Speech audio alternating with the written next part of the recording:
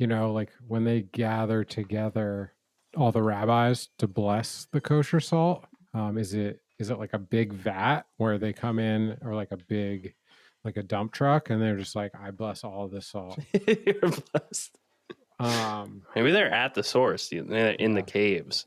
You think they're blessing the land, the stalactites It could be. and mites, The salt mines.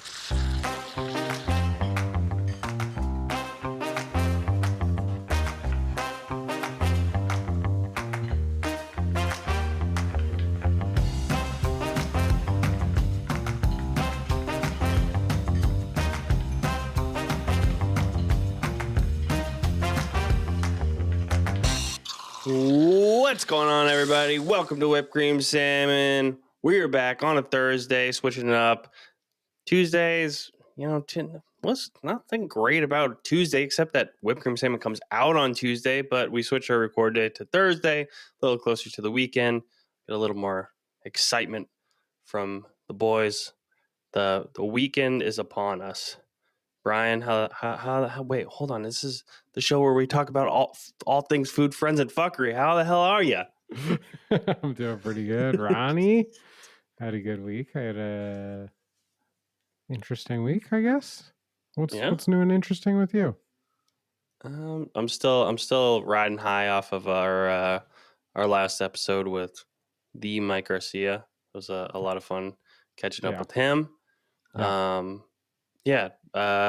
a good week for me. Got to go check out the kitchen build. A little bit of progress there. Still a lot of unknown, but seeing things come together slowly but surely. So it's all starting to feel a little bit more real. What do you got going on this week? Nothing too crazy. We hung out with some friends last weekend. I don't know. I mean, honestly, the North Carolina winter is kind of a drag for me. And I don't know. It's like just kind of like, at least like when we were in the mountains, like you had something to look forward to with the cold. And now I'm like, it's really cold. And it's just like I don't really have anything to do though. It's like more mild than other places, but like with less good comes with that as well. Yeah, definitely very mild. This is probably the coldest winter I think we've had since being here. It's cold. And the nice thing about the North Carolina winter is it goes by real fast. Real fast there. No, for sure. And like in March it'll be like warm and stuff. Yeah. Thinking about doing a little ski trip. Cruising out. We're not really doing we're trying to do West Virginia. That sounded really cool. It's a hard trip. I'm trying to at least do a day trip over to Western North Carolina and get a couple turns in on some mediocre hills. Yeah. But super fun. That'd be super fun to go fast again. Mm-hmm. I want to go fast. I want to go fast. I tried to go fast the other night. We went to the go-karting track. Love go-karts. So fun, but we got there at 8 p.m. And they said that there was a 3-hour wait to get on the track, and that made me sad. Because I want to go fast. Shake and bake. Let's get some go-karting in. We should. Mm-hmm. Maybe you have to make a reservation or something. Yeah, you just got to not go on Saturday night, probably. That's probably also true. Yeah. But yeah, I mean, that's kind of cool. Do you have a beer? I do have a beer, and we have a fun pod lined up for y'all. We do. We're going to talk about a bunch of common questions that home cooks have or inexperienced cooks have, and we're just going to kind of roll through them and see what each other thinks, and hopefully we agree on some things. Hopefully we also disagree on some things and have some lively conversation to go with it. And I'm excited. What are you drinking, Ronnie? I've got a Mort's. It's a Mort's Trophy Lager from Trophy Brewing here in Raleigh, North Carolina. Mort's local beer, and it's delicious, easy to drink. I actually stole this one from the work fridge. So Ooh, you're thanks, already boys. stealing. Love that. No, I mean, we don't have a liquor license, so it's just for the boys anyway. Okay. So Like that. I just took mine for the road today. I've drank a few of these on here. Edmund's O's Something Cold Premium Blonde Ale, Charleston, South Carolina. Probably drink this a few times. I had a few in the old fridge. Need to get through, but I do really enjoy them. So, cheers, my friend. Cheers, chin chin. Ting. All right, should we just get into it? Let's get right into it. We got more to talk about. You been cooking anything? No. Oh yeah, yes? yeah. What have you been cooking? I made something kind of weird the other night. That was fun. Okay. You ever have braciole? Yeah. Italian flank steak braised in it's like butterflied and then braised in tomato sauce typically. Sometimes it has pine nuts, sometimes it has some other stuff in there. Yeah. That's not what I made. Oh, okay. That's good to know. I did have a flank steak and I did butterfly it, and I had some that Zug sauce. Nice. It's like spicy, like herbaceous sauce. It's and kind of like a spicy chimichurri. Yeah, really nice. And I had some of that, and I had some cotija that was left over, and I had some cilantro that was left over, and I twisted that up like braciole. I didn't have butcher's twine, but I did have some skewers that are kind of toothpicks or whatever.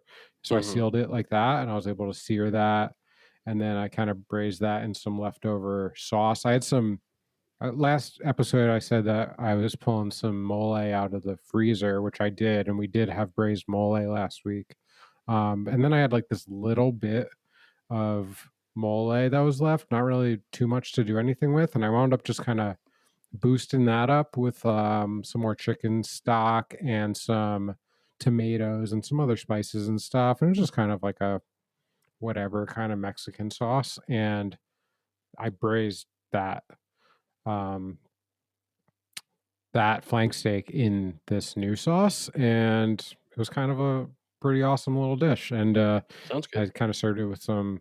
I mean, it wasn't like, I don't know, it wasn't super well thought out. I mean, I served it with some Israeli couscous with some vegetables, some carrots, and mushrooms and stuff, and it's actually really nice and beautiful and pinwheeled, and yeah, it was a pretty fun time. Oh yeah, yeah. It's funny when you like throwing something together like that, and like, I don't know, you don't really know what you're doing, and it changes 15 times like during the cook, and then halfway through you're like, I don't know what this is gonna be. Right. You know, it's true family mealing. Yeah. Yeah, and like sometimes you make some bangers, and like sometimes you're like, this was it wasn't really what I was going for, like home cooking. Yeah, it feeds the bellies though, and we like that. Oh yeah, but that sounds pretty good.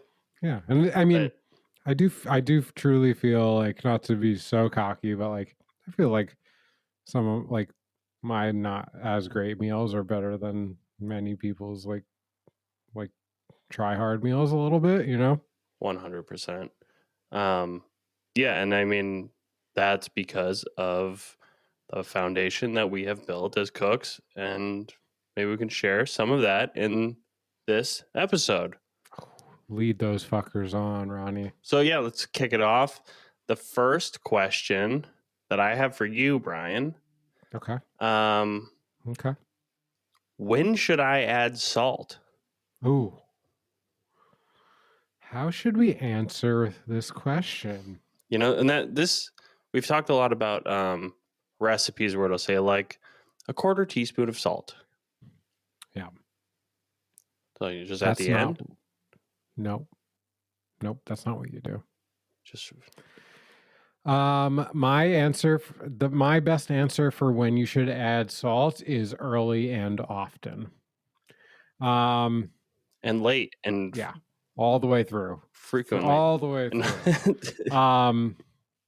No, I mean, like, let's say you're making a soup, because that's kind of easy. You start sweating your onions and carrots and celery, you should be adding salt at that point. Start adding some other ingredients. Maybe you add some tomato paste. I don't know. I'm just throwing out ingredients. Salt it at that point. When you add your liquid, you should make sure your liquid is seasoned when you mix everything together. Now, like at every point, it shouldn't be seasoned to the point of this is done, this is salty. Right. But you are trying to like pull out flavors throughout the entire cooking process. And like, it's hard to tell sometimes with the nuance, but if you have a dish that was cooked and seasoned throughout, and then right next to it, you have a dish that was only seasoned at the end, you will like, there will be a significant difference in that flavor. And I would say the dish that was seasoned only at the end will have more of a salt taste. Yeah, I could see that. And the dish that was seasoned without has more of like natural flavor extraction. Does that Right. kind of make sense? Yeah. And it's also important to note that like when you're seasoning, like you said, your onions, when you're sweating your onions, like right off right to start the cook, a part of what the salt is doing is drawing out the moisture in the onions, Right. so it's helping the cook along as well. Yeah. Now, different things you may want to treat differently because of that. I mean, that's like, not only is that great for pulling out moisture when you're sweating onions, but that's something to be cautious of in other situations, right? Like if you are trying to get browning on your mushrooms, well, salting early is going to pull out all that. Like, I mean, mushrooms are just super, they're super wet, Waterlogged. moist, waterlogged. Yeah. Yeah. Moist.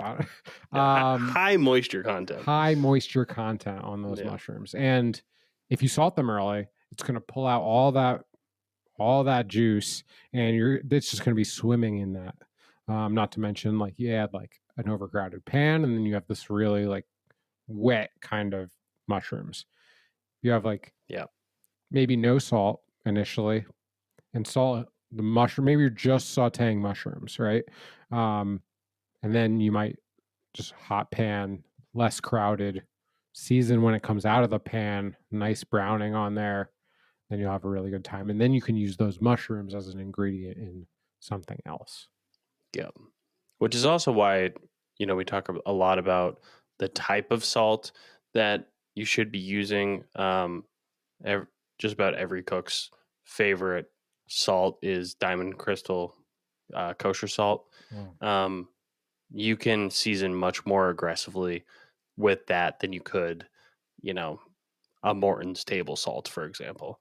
We have talked a lot about this, and I know I've made this point before, but if you look at the sodium content on even like the equivalent, like a Morton's kosher salt versus a Diamond Crystal kosher salt, by weight, the Morton's has like double the amount of sodium as the Diamond Crystal.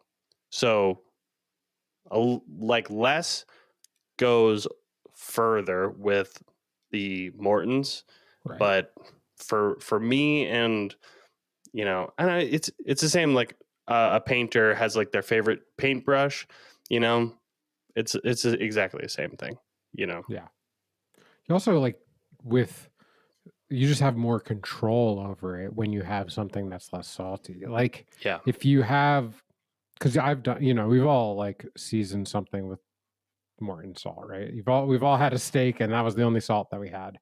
And when you do that, like when you have like kosher salt, you can really like get an even coating of salt. When you have Morton's and you're trying to be careful about how much to put on there at all, it can like wind up getting concentrated in this little area, and then you have like little spots of like hot spots and cold spots of saltiness, and that's so interesting. Like the salt content. Is it like more dense? No, that doesn't make it. You're saying by weight. It's just interesting. I think it is denser. Yeah, but it's still by weight. So if it's by weight saltier, that means like there's more salt in each Well, it's ounce, right? Like, I don't. Well, it's not really by weight because on the Okay. package it says like serving size is like a quarter teaspoon or something, and then the same quarter teaspoon on the Diamond Crystal is like half the sodium content. Right. Okay. It My also apologies. Yeah. it Yeah. also Yeah. sticks to food so much better. And if you're tossing, say, French fries in a bowl, when you season French fries, you want to season them straight out of the fryer while they're still, have moisture from the oil on them, and your salt will stick to the fries better than a cold fry. The salt just doesn't stick as well. Can bounce right off that sucker. But like shitty salt will not stick. Diamond Crystal kosher salt will stick to your food so much nicer. A few years back, there was a salt shortage, and nobody could buy Diamond Crystal anywhere. And if you could go on eBay, and people were selling boxes of Diamond Crystal for like $100 a box, trying to get their fix. Mm-hmm. And the restaurant I was working at the time, we couldn't get any, so we were buying the Morton stuff, and it was just, it's rough. It's rough. Sure. It was much coarser too. We were like trying to grind it up, and yeah, it's brutal. Let me ask you this, Ronnie. Like when they gather together, all the rabbis to bless the kosher salt, how much do they bless at a time? Is it like a big vat where they come in, or like a dump truck, and they're just like, I bless all of this salt? Are they like taking like individual cups, or like, are they just like, hey, the warehouse right now, you're blessed? You're blessed. Maybe they're at the source, they're in the caves. You think they're blessing the land? Could be. The stalactites. It could be. And mites, probably. The salt mines. Okay. Well, shout out to rabbis doing the good work of Diamond Crystal. Yep. Okay. I got one for you, Ronnie. Yeah, what you got? How would you go about fixing a sauce that's too thick or too thin? Thin is easier than, thick I think is easier than thin. Usually, typically you just need to add water to it. I think a lot, I think people don't overthink this one. Yeah, I think a lot of times people, depending on the sauce, like, I don't know, say it was like a cream sauce or something, and it got too thick, and maybe you're a little hesitant because it's like a cream based sauce. Well, any sauce, it's the base of that is water, regardless of what it is now. Just pour some water in there. You can thin it out. I mean, yeah. You could also have like, it's very common as like a line cook to have chicken stock on your station, or veggie stock, certainly. Yeah. But I mean, just to kind of state the obvious, but to make it obvious, like if you have milk, right? You're saying, okay, I didn't add water to this recipe, I added milk. Well, when the steam is coming off of that soup, that's water that's leaving that milk. So yeah, it's not milk. It's water that's going back in. That's right. That's what makes sense. Yeah. Okay. It's not always obvious, and I want it to be as obvious as it can be. Yeah, and I think specifically with sauces like that, like a cream-based sauce, like it might seem odd to some people to add water to something like that, especially when you first do it and it's like it's separated from the sauce, and it doesn't look right. But give it a minute, whisk it in there nicely, and I promise it'll get back together. Don't promise. Sometimes they don't. Yeah, I had a moment at work the other day where I was not being patient enough. It was the end of the day, and I was trying to make hummus, and I had a recipe, but I wasn't really following the measurements. I was more just following the ingredients, and I had the Roboku like way overcrowded, way too many chickpeas in there. And So I'm making the hummus, and part of like any kind of like a sauce. I mean, it's not a sauce, but like a spread or something like that. You're trying to emulsify the fats with the solids, and so it's nice and smooth and creamy. Well, because it was so overcrowded, I was running the Roboku for like a really long time, which creates friction and creates heat. Heat is the enemy for an emulsification. The shit was breaking. It was not good, but I saved it because, well, I split it into 2 batches eventually. So I was like, this is never going to happen. But it was getting hot. You know what? In a situation like that, if you're having a sauce that's supposed to be cold and you're like trying to emulsify and it's getting hot, just take some ice water, drizzle it in there as it's spinning. Man, it took no time at all. It just bound back together. Nice. And we were good. We saved it. Nice. Little scare moment, but it's like, this is fucked. It's not not working. Right. But make it work. Yeah, a little ice water, bring it right back together. I think there's this common thought as a cook. It certainly existed for myself, which is you're only ever trying to add flavor to the thing. I think that that was like a mindset of mine for a very long time. Was like, no, why would I have something on my station? Why would I add water when I could add chicken stock? Was like a thought that I constantly had. Always trying to concentrate flavor, always trying to pull more flavor out of that thing. And I don't think it's necessary. What you should be going for, the flavors you should be going for, you should be tasting the thing. And when it's right, then it's right. And just because it has some chicken stock in it doesn't mean that adding more chicken stock means it will get better. Sometimes that means now this sauce is more chicken forward and it wasn't really supposed to be. Yeah.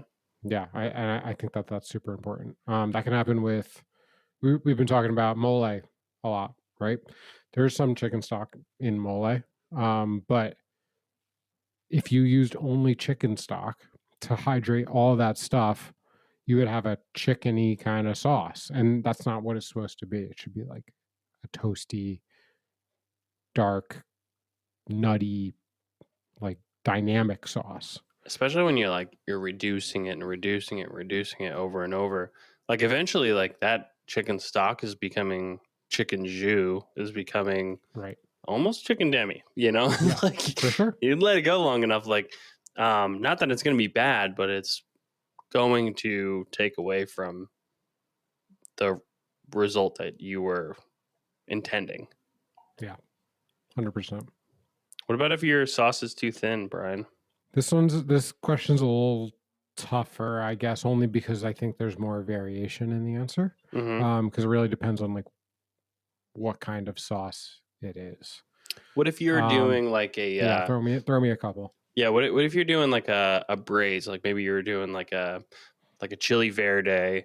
You got some pork butt in there. You're done. The pork butt is like fall apart tender already. It's already like super done, but there's no viscosity to your sauce. It's very thin. What's your protocol there? Well, again, like I'm going to go back to a little bit what I just said in that last answer is like flavor is the key, and you should be tasting to see where the flavor is supposed to end up, and that is the most important thing.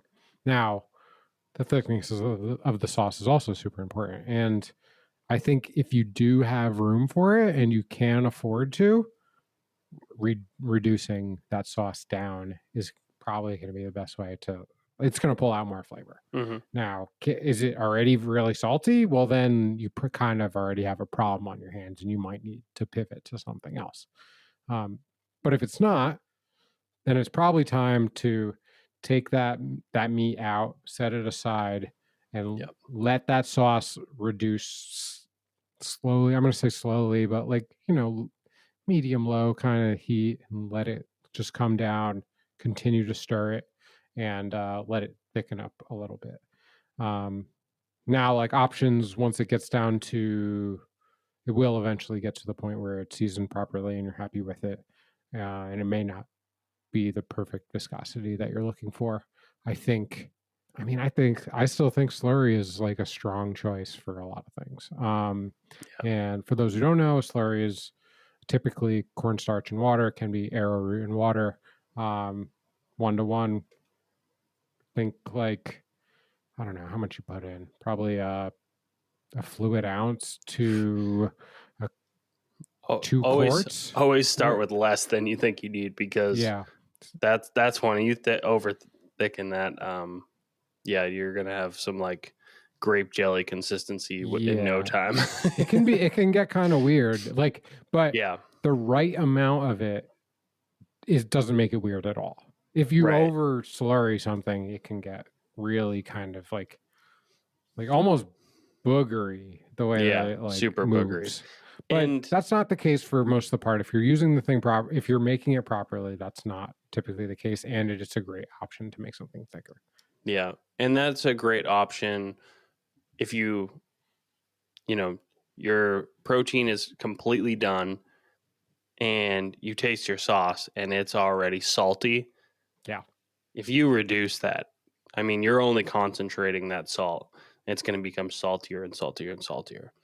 So if you're already at that point, go with the slurry. Yeah. You know. Now there's a lot of, we're already talking about a thing that like we have. Yeah. A lot of times like a recipe we'll start with a roux. And for those who don't know, roux is fat and flour mixed together, cooked down till, different stages. It can be anywhere from like pretty light to like almost very dark. You were talking about the gumbo you made, dark roux for that, but for like a velouté, like a French like neutral sauce, is like pretty light roux. It's kind of cooked, and then that's a great way to thicken a sauce. I actually had a cook that I never really tried this, but he was saying that they would make roux and then freeze roux and then robocoup the roux and have this like roux powder that they would use to thicken things.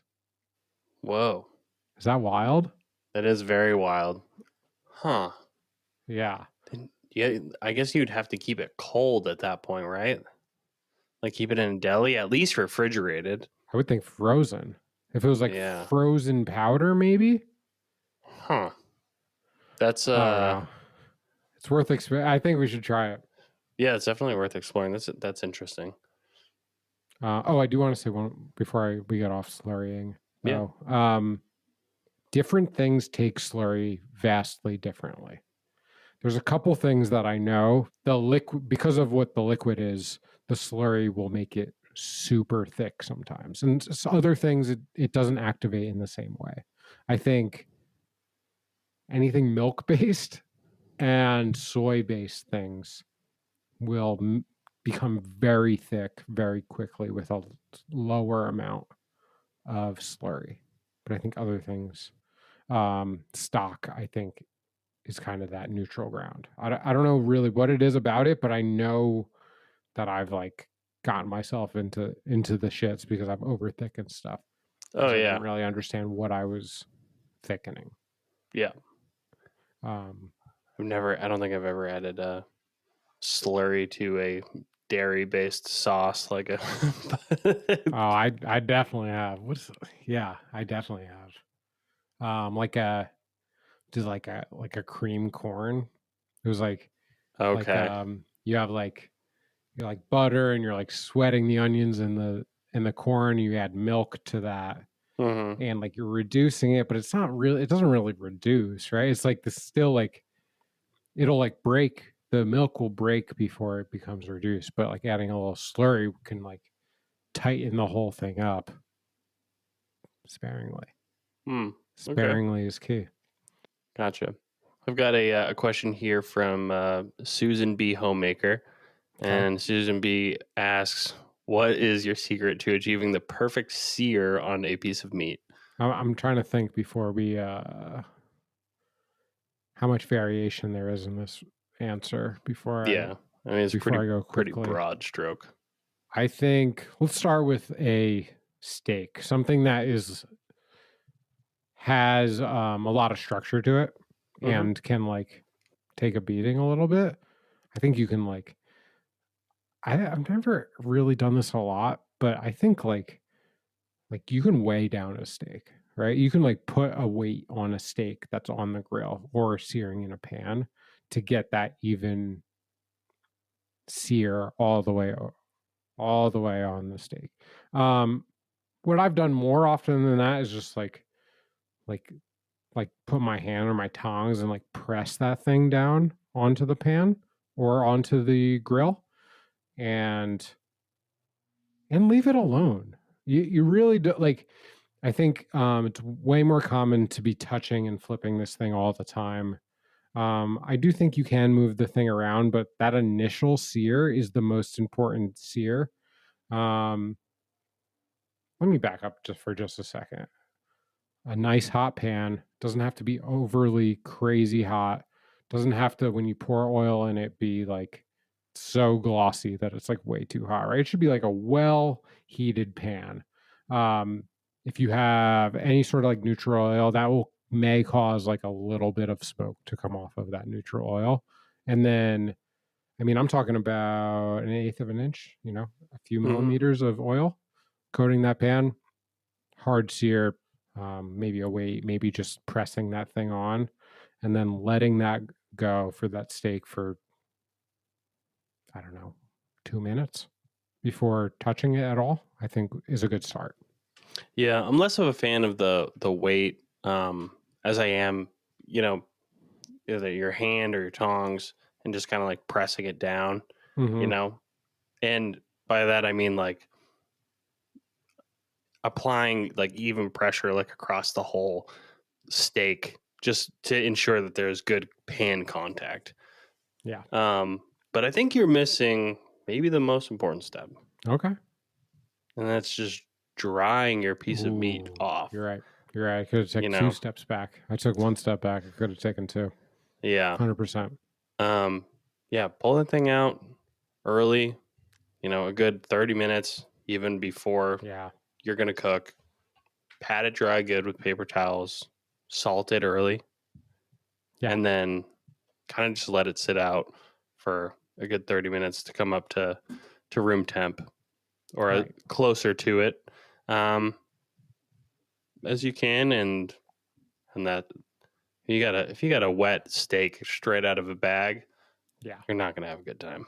Sure. You see a lot of videos on, social media and stuff, and it'll be, some influencer and he's got this, I don't know, super expensive steak. He's like I got this $600 Wagyu steak.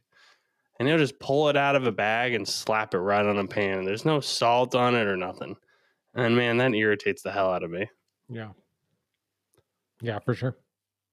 Let me just touch on what you already said, which is how important what you just said was pulling that thing out and letting it get up to room temperature. I mean, that when it's cold, why is it that when it's cold it won't sear? It's just but it won't. I don't know like the science behind it, but it just like won't sear as well. You won't get and maybe it's more about the even cooking of that's meat. more, I think. Yeah. I mean, you'll get a sear on it, but it'll be well done on the outside and raw on the center. Right. If you've ever cooked something from frozen, you know kind of what that is like. Bad. There's some things you can do. I mean, but for the most part, you want to avoid. Mm-hmm. Yeah, and then you also said like season ahead of time. Well, as we kind of talked about earlier, if you season ahead of time, that can pull out some of the moisture from that steak, and then you can like pat that thing dry with a paper towel. Yeah. Super dry, get it in the pan. Yeah, that's your best bet. Yeah, and you can even take it a step further and you can kind of like a dry age it. I don't know if that's the best term, like dry brine it, like Dry brine. overnight in the fridge, and where you pat that thing dry and maybe put it on like a rack, salt, whatever seasoning you want on it, and yeah, put it on a rack so there's good airflow around the whole thing, and like really let it dry out. And that is going to give you a much better result than really anything, especially if you're doing like a large piece of meat, like say you're doing like a rib roast or something, I don't know, something along those lines. That's really where pulling that extra moisture out is really going to go a long way for you. A lot of racks on this pod. It's the number one rack pod in the nation. Yeah, that's what they've been saying. Yeah. What else we got? All right, let's get to the heavy hitters because we got a few that are pretty similar, and Okay. it's opinion based, and I think we can kind of dive and go back and forth on a couple. Okay. Of these. Yeah, I like that. What foundational cooking technique do you believe every home cook should master, Ronnie? Foundational cooking technique. Don't take mine. Don't take mine. I think knife skill is Ooh. super important. Ooh, okay. That's not where I was going, but that's a great one. Yeah. You don't need to be fast. Just be safe. You know? Like, so scary watching people cut who aren't cooks. It's know. like so wild to me. Yeah. Yeah, be careful. Knives are sharp, and or they should be. Yeah, that's use a sharp knife and know how to hold it.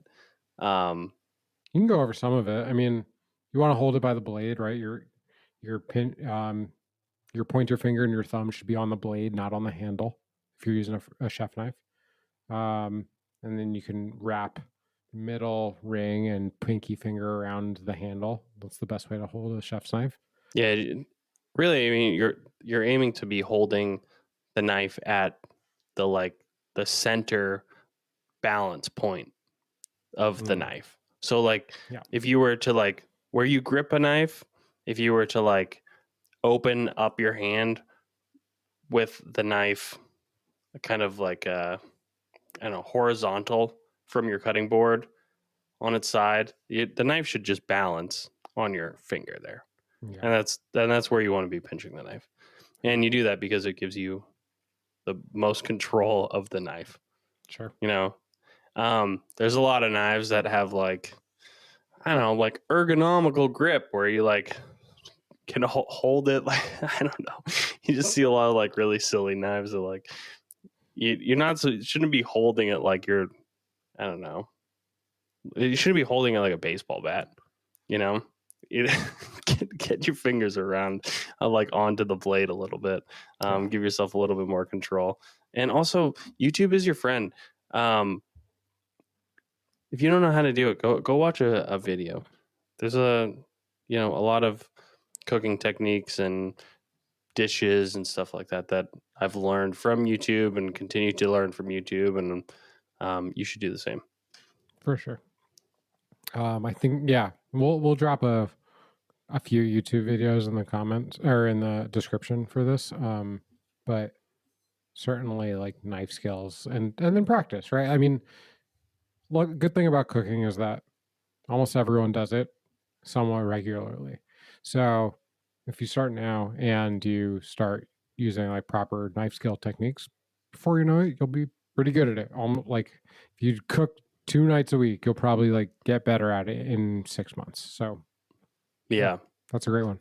Yeah, anytime you're cooking in front of people that don't cook often or spend time around restaurant people. Oh yeah, but if they're watching you, they go, how are you so fast? It's because I've done this for hundreds and thousands of hours. Yeah, and I would have got fucking fired if I wasn't fast. Yeah, if I held the knife like you do, I would not have any fingers left on this hand. 100%. Okay, let me answer this one then. I'm just gonna go to a basic cooking technique, which is, I think, braising. Is That's a great one. one of the more important cooking techniques, and also, I don't know, is it intimidating for home chefs? I just don't see home cooks like do it as much as I find it to be like really simple. I think there's the crock pot. The crock pot, like it is. So for those who don't know, I mean, the crock pot is basically braising, right? I mean, Yeah. if you're doing it properly and you've seared your protein before it goes into the crock pot, then you're basically braising. Um, I think technically braising is like some of that protein should be out of the liquid by like the French standard, but that's not really necessarily what needs to happen. A lot of things are fully submerged at all times. And just to be clear, also, like, if you don't have a crock pot, you don't need a crock pot. If you're getting rid of appliances, that should be the first one to go, because everything you can do in the crock pot can be done on top of your stove or in your oven. And you already have the equipment you need to do that. This is true. And I mean, don't get me wrong, like I use it as well. I also use the pressure cooker. All kind of do the same thing. But I just think like a quality braise is really good, right? I mean, sear your protein. Let's talk short ribs.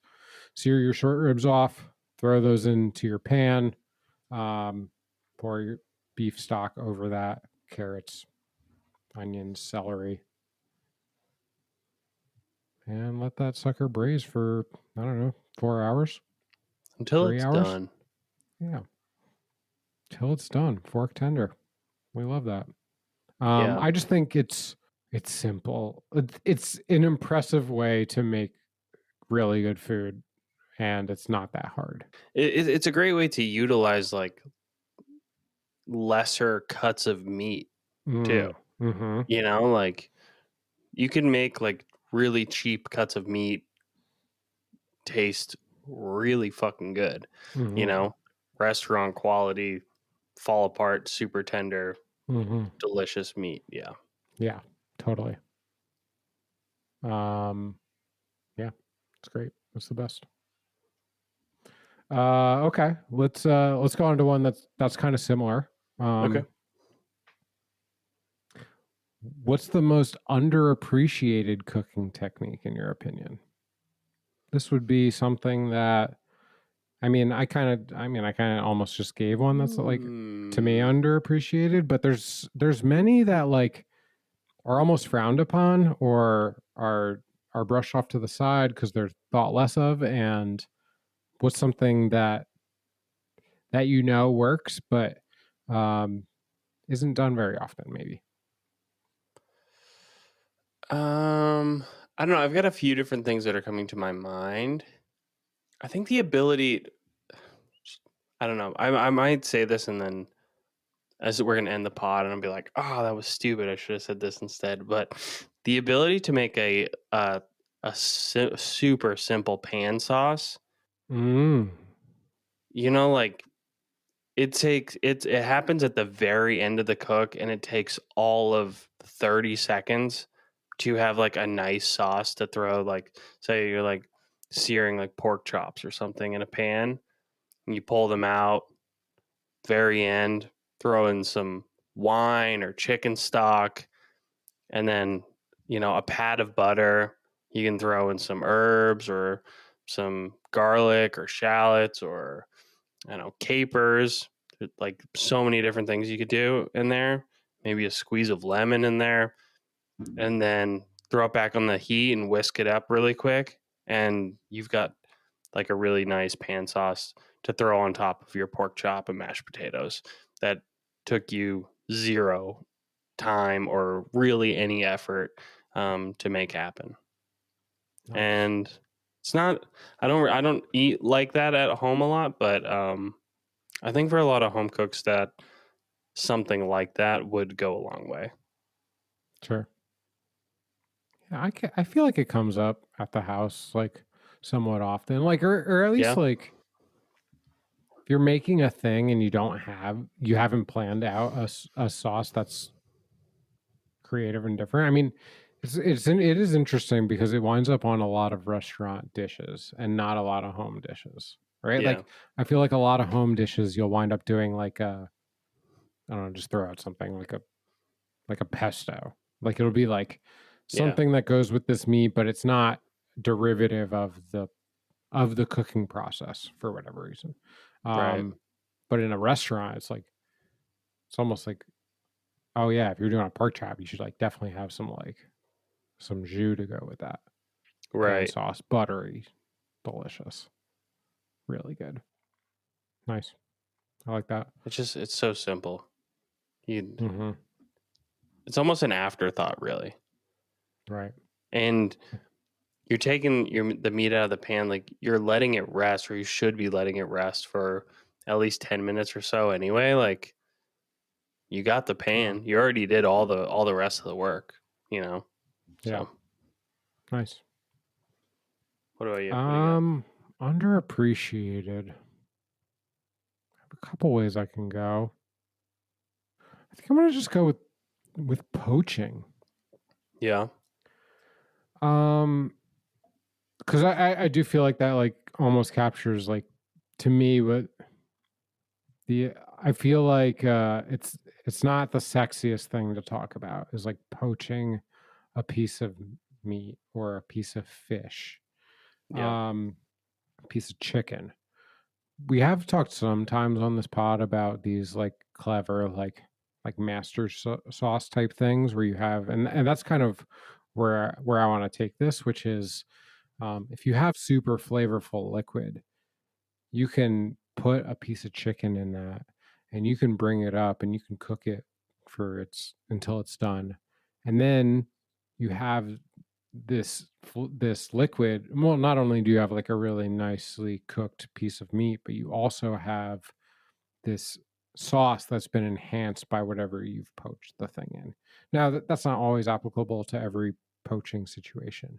But I think that it's a really delicate way to get like some really good flavors. I mean, there's all sorts of poaching that like people don't really think of, right? Like if you have like a delicate piece of fish, you can olive oil poach, you can butter poach, you can you could poach in all sorts of stuff, and I think it's a pretty cool way of doing it. And even like this isn't really poaching, but like I don't know, we like made stock or broth and then like had this like quote unquote like poached chicken, and it's not like that's all, it's just automatically throwaway meat. And again, I'm going to refer back to my like earlier self of like my like 22-year-old self, which would have been like, oh no, that all that is trash and like it should be thrown away because it doesn't like because you didn't sear it like in this crazy way. Like no, I think like now I think delicate flavors have a really important place. And if you have something delicate, you can do something delicate with it. And I think it can be really cool. Yeah, that's a good one. I actually talk about this dish kind of frequently, and it's not something I've ever made myself, but Momofuku is like famous for this like poached chicken breast dish, and it's just this beige chicken breast on top of rice, and then it's like done like two ways. It's like sliced, and then one has like I think like chili crisp on it, and one has I don't know. It's like scallions and whatever else. It's like a green sauce. So one red, one green, but it's just like beige, plain looking chicken on top of white rice, and it looks super plain. But it's like one of their most famous dishes. I think it's been on the menu since the very beginning. It's crazy. Yeah, and done right, it's like beautiful. Really delicate flavors, and yeah, it'd be really nice. Yeah. One more in this little series right here. Okay. What's one advanced cooking technique that you think is worth learning? Advanced cooking technique. What does advanced even mean, right? I mean, I like, know. That's what I'm like. I know. I was like take it whatever way you want. Yeah. thinking about grilling for a second. I was like, well, everyone grills. I mean, smoking Yeah, certainly. that's kind of what I was going to, and I've been having so much fun with the smoker, and I was thinking about it maybe earlier today or yesterday, just like how much I miss cooking outside because it just the weather hasn't been ripe for it. So when it warms back up, I definitely want to get back outside. But um, God, I don't know. I love using my walk outside. That's been a fun technique to learn. That's cool. I don't know. Do you have one that comes to your mind? Let's see if you think that this counts, but Sure. emulsification. Yeah, I mean that's a great one. I mean, being able to like make a vinaigrette that doesn't break, take a step further, and you can like master how to make a hollandaise. That's like Yeah. so fucking bomb. It's like the the richest, most like decadent thing you could possibly put on your plate, but like it's fucking bomb, and it is advanced. It's I mean, if you're just like a random like you don't really make much food and you just like look up the recipe for hollandaise, you'll be like, this is kind of confusing. I don't really get what's going on because it's complicated. And if you screw it up in any which way, if you're if you don't take the egg yolks to the right point before you start adding the butter, if you add the butter too quickly, if you're not in the right area, if you hold it in a place where it's not where it's maybe too hot, might break after the fact. There's a lot that can go wrong with it.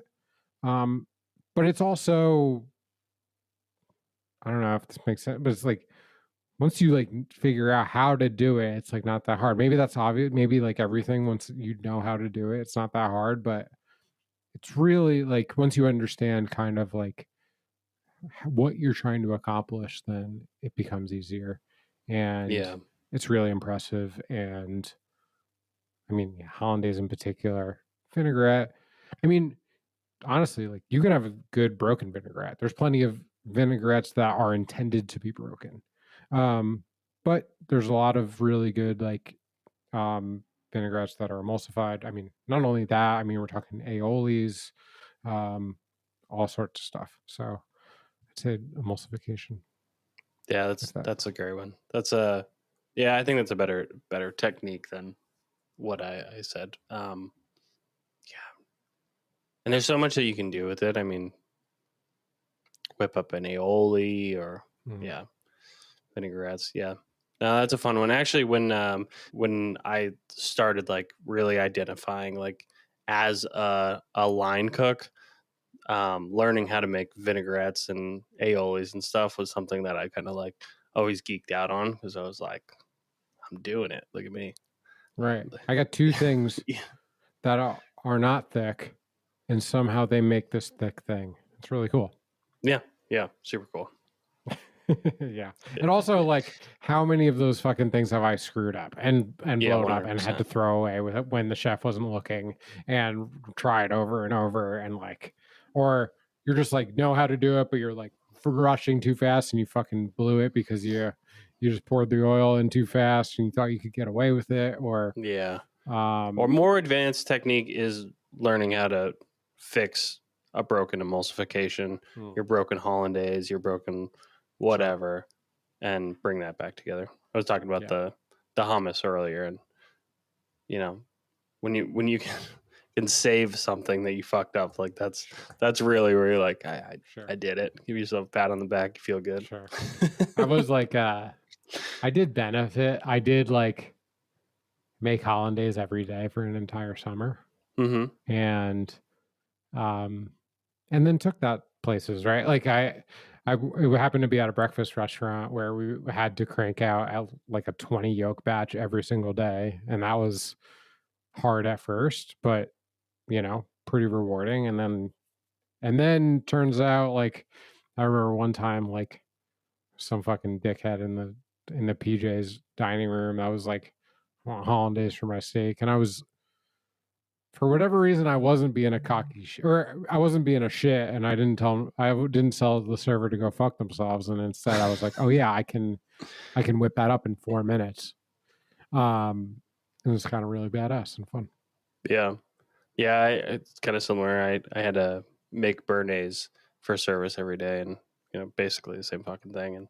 It's badass. And no matter how many times you do it, like I don't know, 1 in 10, 1 in 20, it's gonna break. You're gonna fuck it up, and then you have to fix it. It's probably because you weren't taking the time that it really required, right? Like, yeah, I remember this one time, this kid was like, we needed like a 4 yolk batch to get to the end of service, right? We had already blown through the 20 yoker, maybe 2 20 yokers, and it's harder to do a small batch. It is. It is much harder. It's way harder to control the heat on a small batch. Probably went through this thing like 4 times before it actually like got up to the line, and it was right, because he probably rushed it 3 times before it was ready. And also, like, yeah, to your point, like 3-4 yolk batch is tough to do, and that also makes this a tough thing to learn, because like, how often are you at the house and you need to make a 10 plus yolk batch of hollandaise? Almost never. Yeah. You have that to makes have, a like, lot. That makes a lot. Yeah, 10 yolks. 10 yolks. Each yolk is a fluid ounce. So that's like over a cup right there. And then let's say 2 to 1, which is like kind of a modest hollandaise. The actual like French hollandaise is 3 to 1 butter to yolk. So if you go, I kind of like the yolkier version better. But it's not just an ounce, right? Because it's like, once it fluffs up, does it double in size, the yolk? So I'm going to say like a 10 yolk batch will probably make 1.5 quarts of hollandaise.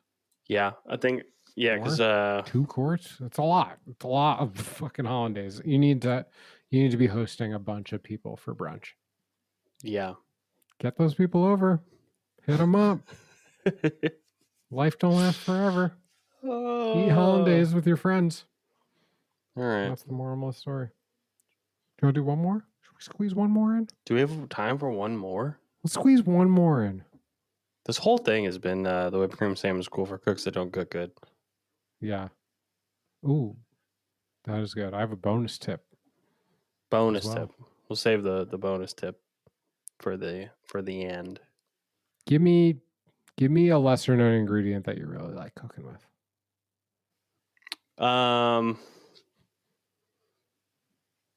No, I'm gonna save that. That's actually my tip. That's my tip. It's not a lesser known ingredient. It's a well known ingredient, but it's one that everyone should have. Okay. Stay tuned. Stay tuned, everyone. But I like cilantro. Do cilantro. Put cilantro in your shit. And if you don't be a baby about it either. It doesn't taste like soap. Stop telling people it does. Yeah, it's really good. So fresh. It's like the freshest thing. The freshest, right? Yeah. With cilantro and lime. Oh, it's so good. You know what you can get in more places than you would think you could get? Sunchokes. Sunchokes are great. That's it. They kind of a lot of work, but they're super delicious. So they kind of look like a ginger knob kind of, but they're tinier. They don't look exactly like that. They're almost rounder than that. But they're kind of this like sweet like root vegetable, and try those out. If you peel them, just roast them. Really good. Yeah. Try sunchoke. If you've never heard of it, look it up on the Google. Yeah. Do they still call it the Google? Yeah. Yeah. The Google, the email. Okay. A lesser known ingredient that I love it. I mean, you can use it. It's great in like sauces and compound butters and but black garlic. Ooh, nice. Such a fun ingredient to use. It's super sweet. Yeah, it's if you don't know, it's like aged garlic. It's aged under like controlled heat and humidity, and it makes the cloves like pretty black, and very soft, kind of like almost Play-Doh-y in texture. And yeah, and it makes it super sweet. So sweet. Very deep, like umami, very like savory flavors, kind of like, I don't know, akin to like soy sauce. Tangy, earthy. It's just like, it's so good. It's such a unique flavor. There's nothing else that really tastes like black garlic. So Yeah, it's cool. It's a cool ingredient. I feel like I think at Plum Jacks we had like a flatbread once where we just like, or it was like a pizza that we like the sauce was like the black garlic. It yeah, was I really remember cool, we did right? do that. I actually have some in the cupboard. I have like some dried black garlic seasoning in the cupboard. Oh, really? Yeah, it's kind of weird. It's like almost you know when you get like a like garlic bagel garlic? Yeah. It's like thick, like big chunks like that. It's kind of like that. From Trader Joe's? I think so. I think I've seen that one. Yeah. Sweet. Very Interesting. sweet. Nice. Yeah. Well, great fucking job answering all these questions for these people, Ronnie. Thanks for sweat. You look exhausted. I am. Let's get to it. All right. What are you? Idiot. You stupid idiot! I'm an idiot sandwich. You're an idiot! Of all the idiots, you stand alone. It's a sandwich. Cheers sandwich,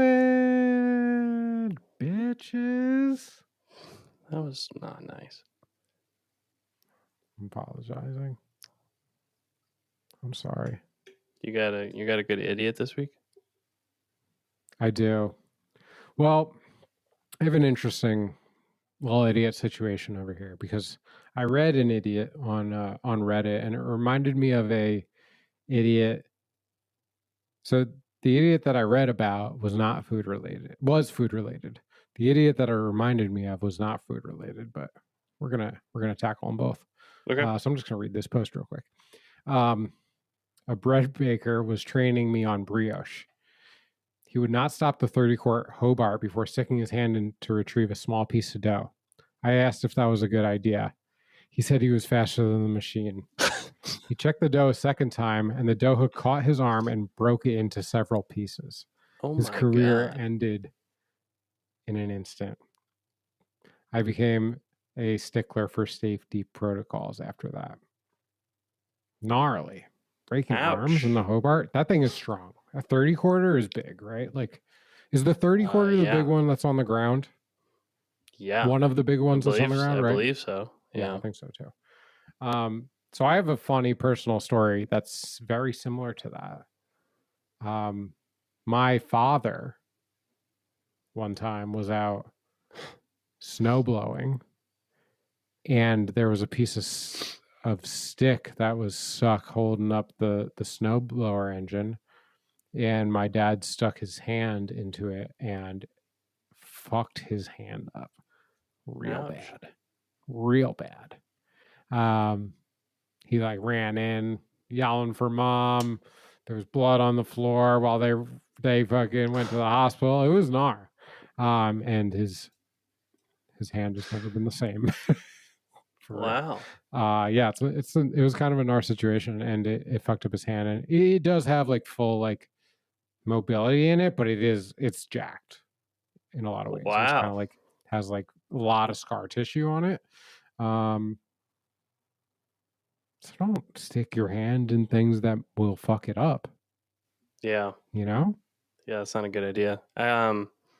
So congratulations to everyone involved for doing that, but and if I mean, I guess it's probably worth it, right? I mean, like, shout out dad, like you made it, bud. There's a guy at Pepsi that I worked with. He did something similar with the lawnmower. Ooh. Oof. Yeah. So don't stick your hands into spinning blades. Anything that's on. Turn it off. Turn it off. You're not faster. Yeah. Promise you that. Yeah. Oof. Yeah, congratulations on everybody involved. My idiot sandwich, can't remember this kid's name. You know, we said it time and time again. Lots of arrogant line cooks come in thinking that they're better than they are. Talk a big game. You're going to get exposed. And this kid came in, cocky as could be, really arrogant. Didn't last very long. But he was making we had this spicy duck curry on the menu. Delicious. Still make it at home all the time. And there's a good amount of fish sauce in the recipe. So you start out cooking down like the shallot and garlic and ginger, I believe, and lemongrass. And then you're to add coconut milk. For some whatever reason, he decided that he wasn't going to add the coconut milk. First, he was going to deglaze the pan with the fish sauce, and it was like he set off a stink bomb in the restaurant, and he was like coughing, and he's like, "Oh, I hate fish sauce. Fish sauce. This is disgusting." It was like, well, using it wrong. You're not intended to do it like that. You're an idiot. Enjoy your sandwich. watching him smoke himself out over the steaming fish sauce was pretty funny.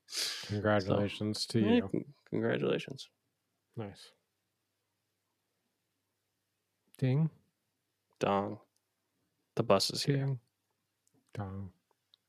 We're back. How do you do it? Let me hit you with some knowledge. This is the moment we've all been waiting for. It's the Whip Cream Salmon School for Cook That Don't Cook Good. We had a long day at school. Detention hour. Overtime. Overtime. I love that. I have a tip. Okay. That's important. That's an important tip. Okay.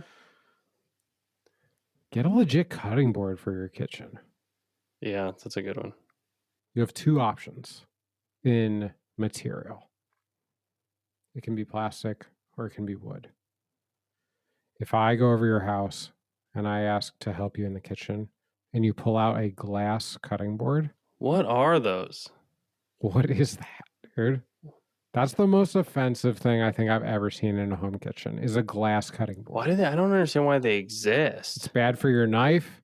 It's bad for your ears. It's bad for your eyes. It's slippery and dangerous, I feel like. Totally. Not a good move. You know, you don't have to spend that much money. We used to have these ones that were like plastic, hard plastic with like rubber corners. Those are kind of nice because then you don't need like to really even put something else under it. Thickness is a good quality, right? Like there's so many times you get over. My mom has it's like 3 fucking millimeters is this cutting board. I'm like, why do we have this? They're not like crazy amount of money. Like there's nothing about this that you would need to buy. I don't know, anything from an inch thick to a couple inches thick. If you have a nice big block like wooden cutting board, that's really nice. Treat it well.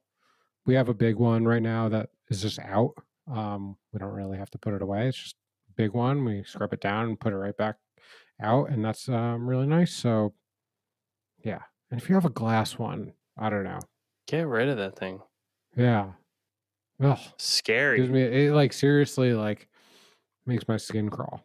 A glass cutting board. Horrible. Gross.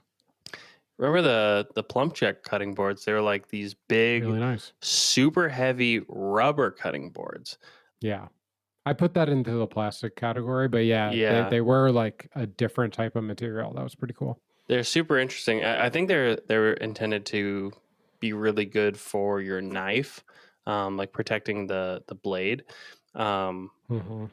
They're so big and so heavy, and when you throw them through the dishwasher, they get all like loosey goosey. They're big, like floppy cutting boards, which is it's kind of nice because once you don't need to put a towel under them. They're heavy rubber. They don't really slide around. So once you like slap it down onto your work surface, it flattens out. But if they like cool while they're still floppy, then we'd have to like throw them up under the heat lamps to heat them up, and then they'd flatten. They're kind of funny, totally. but they're kind of awesome. It's the only place I've ever seen those. Yeah, same. And if when you like freshly sharpen your knife like sticks into them. It's awesome. It's like you're like show off. You're like, oh, look how sharp my knife is, bitch. Stick it into the cutting board. Mm-hmm. Yeah, that's a good one. My tip, something that every kitchen should have on hand at all times, is a bottle of Tabasco. Ooh, nice. Not to put on your tacos or your eggs. Sure, you can do that, but that's not the reason why you should have it on hand.